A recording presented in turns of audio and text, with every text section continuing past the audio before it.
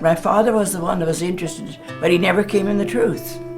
Coming in the truth, I think, changed our life, and we had a different purpose. So she came forward and said, I have something to tell you. I have been studying with the Jehovah's Witnesses for a period of time. I am convinced that this is the true religion. Our joy comes from that deep inner satisfaction of knowing that we have the truth. How long have you been in the truth?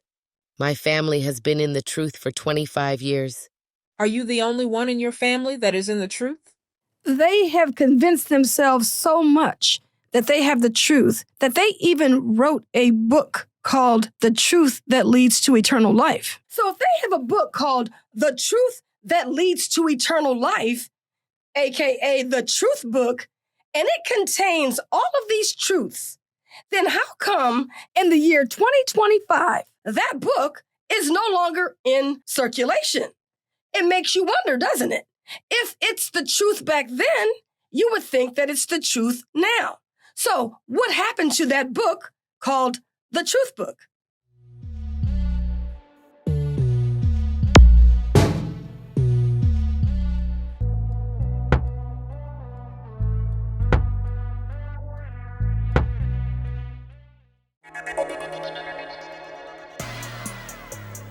You're listening to The Critical Thought, where we challenge our listeners to use critical thinking when examining the teachings of Jehovah's Witnesses. As demonstrated at the beginning of this episode, the Watchtower often claims to have the truth or to be in the truth. But what happens when the truth isn't as pure as it seems? Today, we'll take a closer look at this idea and how certain teachings have tainted the so-called truth Jehovah's Witnesses rely on. So join us in the science lab, and we can put this to the test. First, we're going to start out with a glass of clean water, clear and pure. This represents truth in its most unaltered form. Just like in many belief systems, the truth is expected to be clear and beneficial. And we'll also be using this red food coloring, which symbolizes teachings or ideas that may alter that purity. Now, the first drop of impurity is the teaching of the 1914 generation. Yeah, that 1914 teaching. What do you remember about the 1914 teaching, JT? Well, I'm going to tell you, ladies, see, 1914, that was what we call the truth.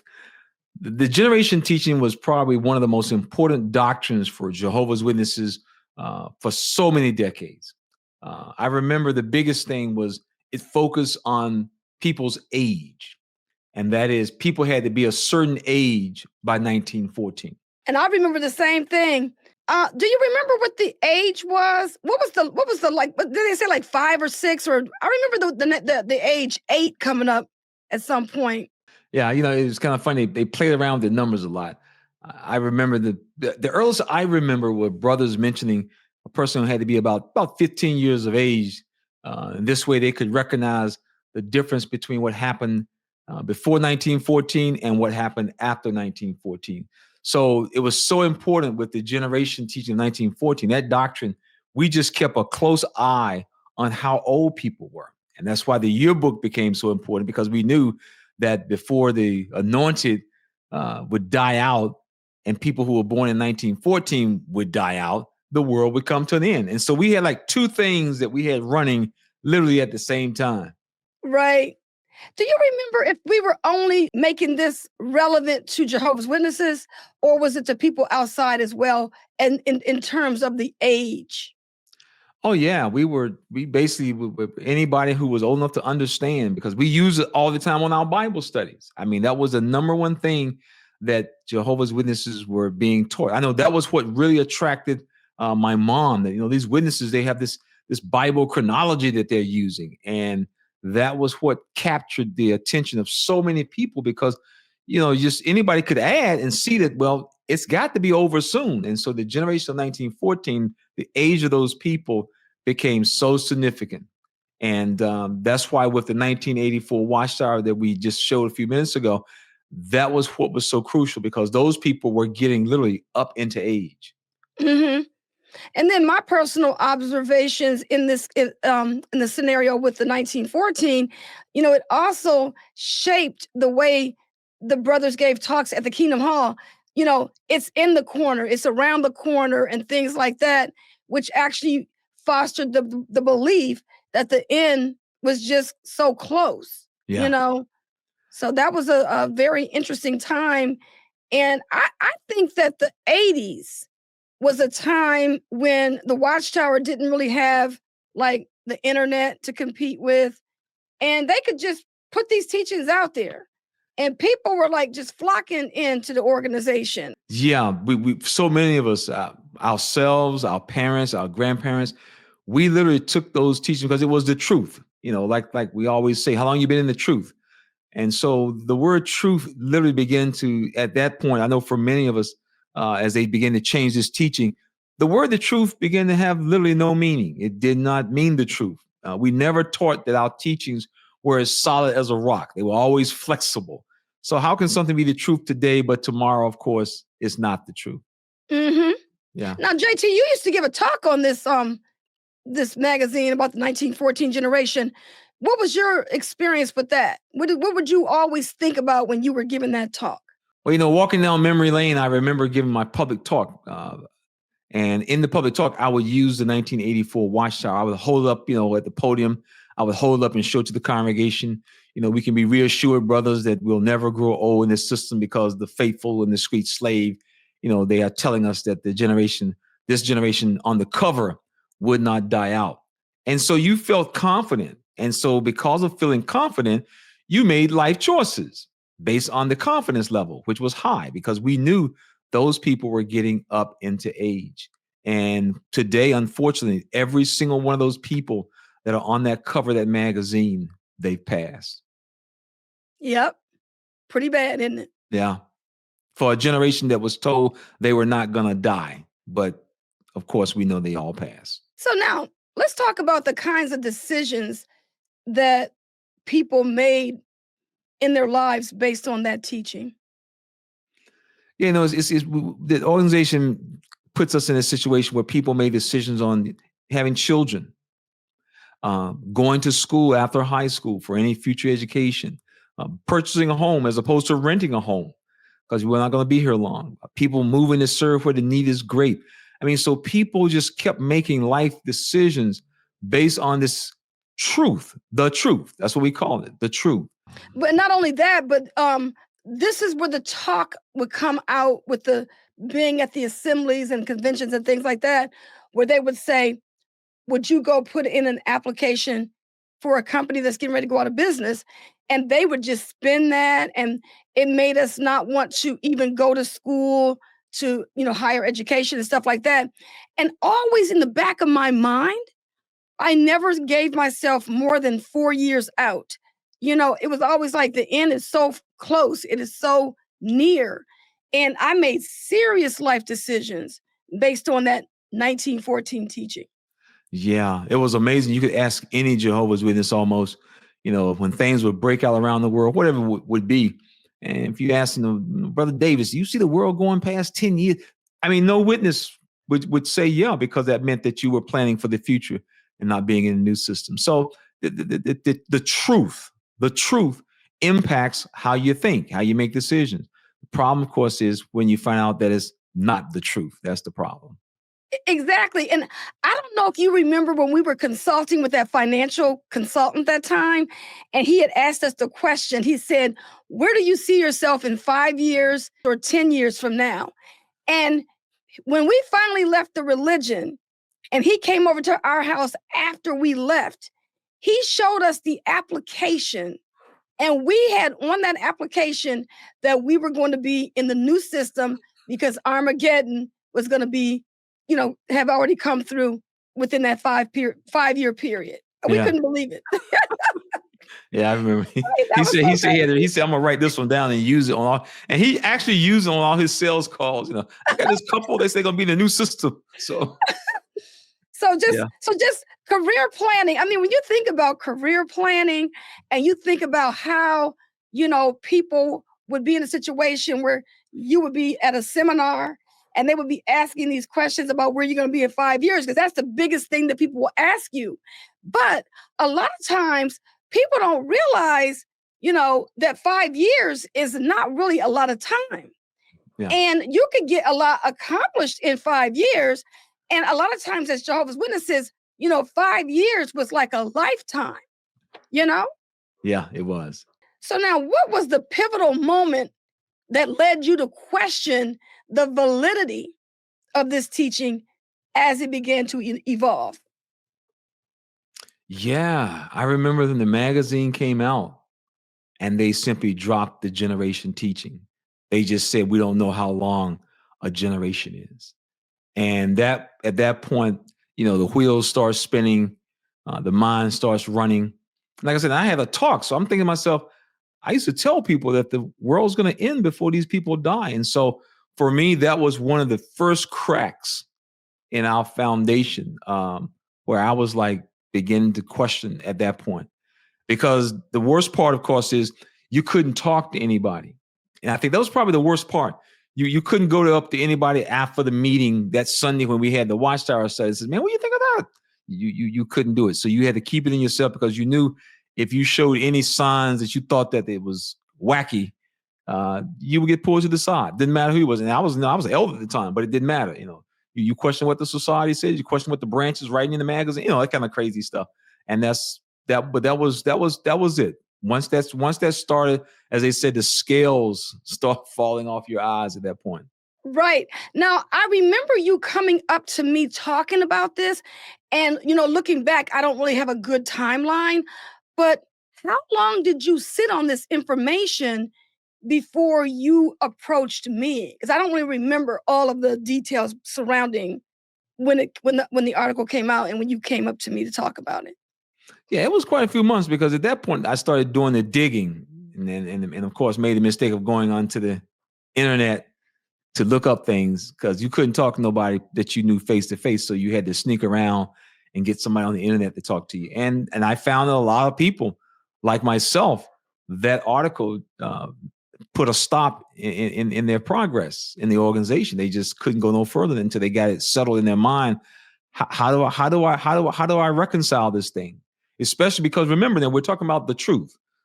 As witnesses, we use the word so much it becomes like a banner that we wear across the front of our head. The truth, So that's where all jump started right there.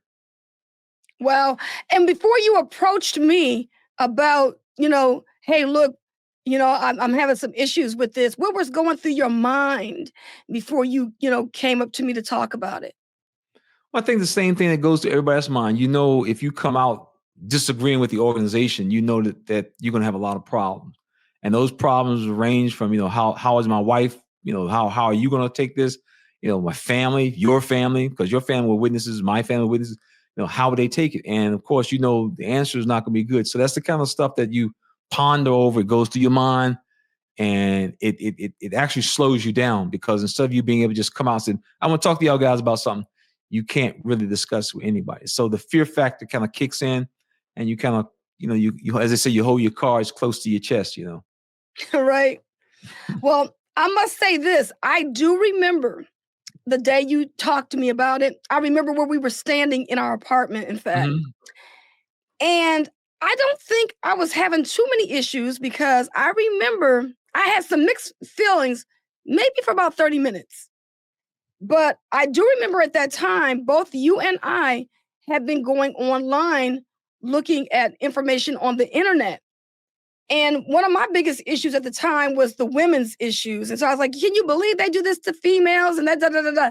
So then I was already, I guess it was already starting to erode my mind with the different experiences that I was having in the organization, to the point that when you did bring that to my attention, I was almost immediately on board with it. So I guess were you kind of shocked when I responded the way I did? I didn't know. I was concerned, because I knew that this kind of stuff destroys people's homes. So, but we kind of have always kind of talked about a lot of stuff in the organization, so it kind of made it easy, because we both would often discuss nothing in detail, but both of us oftentimes would recognize crazy stuff. What that secretary talking about? Did you hear that? Or this district overseer or anybody. We would oftentimes just make a comment, but we wouldn't drill into it. But at least we would acknowledge, at least I'm not the only one sitting in the Kingdom Hall seeing this crazy stuff. Right. Yeah, that was a trying time back then. Coming to the realization of this 1914 teaching, which was major stuff. Okay, so JT, so now let's talk about the changing teachings and how have they changed over time? Today, when we look at what they're teaching, they're just grasping at straws.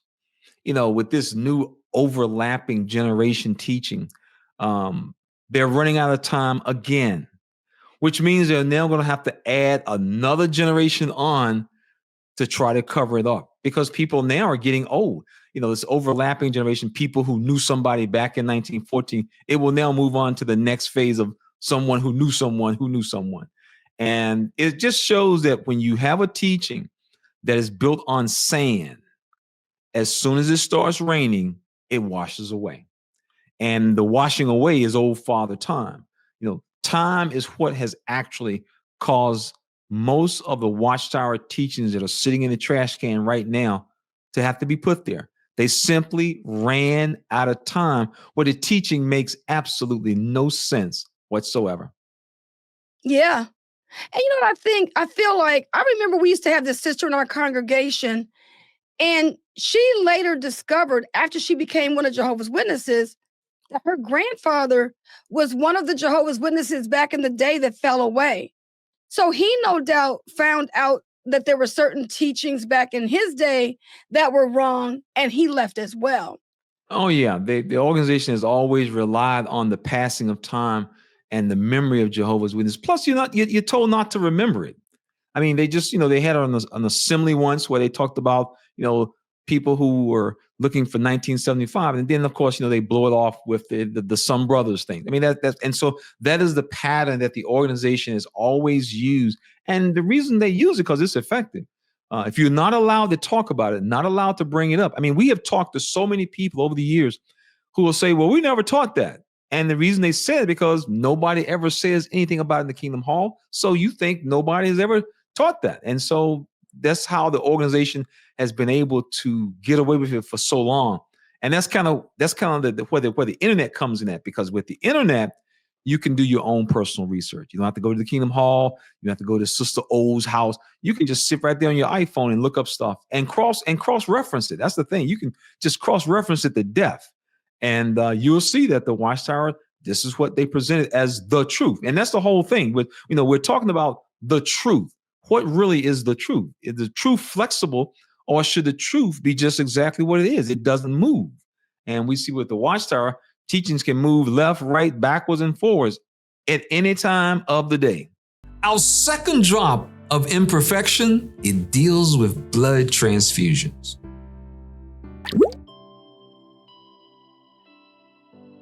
We were first told that using blood in any form was absolutely forbidden. Because of this teaching, many people actually lost their lives. In fact, if you're like me, you may know individuals or families who lost someone due to this teaching. Then the Watchtower jumped up and changed it. They created two lists, a list of approved fractions and a list of unapproved fractions. And when you look at something like that, you have to ask the question, how do you come up with a teaching where the fractions can actually migrate from one list to another? Yes, this is another drop of that tainted teaching that goes into the glass. And the third drop of impurities, it deals with organ transplants.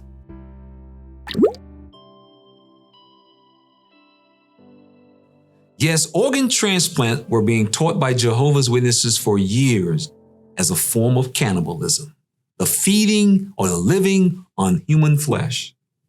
And then they changed it. It's so sad that so many witnesses had to lose their life because of this foolish teaching.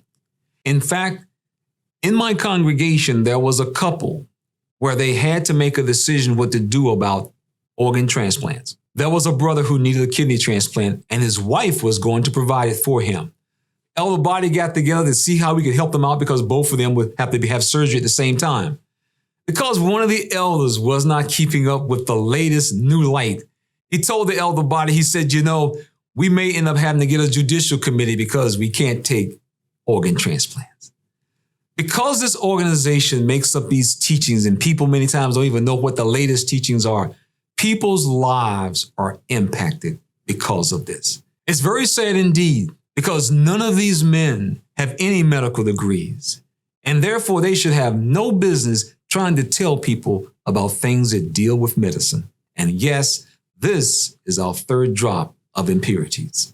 Okay, so now we can clearly see that the glass has been distinctly altered by the additions we've made. And if this represents the truth as offered by the Watchtower, we must ask ourselves, is this the pure, unaltered truth we seek? If you were thirsty for truth, would you drink from this glass now? Does it represent a source you can trust blindly, or should we question what we accept as pure? Let me ask you a question. Have you ever noticed that when you're talking to one of Jehovah's Witnesses, especially when you're dealing with their doctrines, that after a period of time of asking questions and they can't defend it, they will often ratchet back and say, well, this is the closest thing to the truth. Stay tuned to the next video, where we'll explore why this mindset is so dangerous and how it impacts the lives of Jehovah's Witnesses. Don't miss it. And remember, like, share, and subscribe to join the conversation. We'll see you in the next one. This program was sponsored by Critical Thinkers.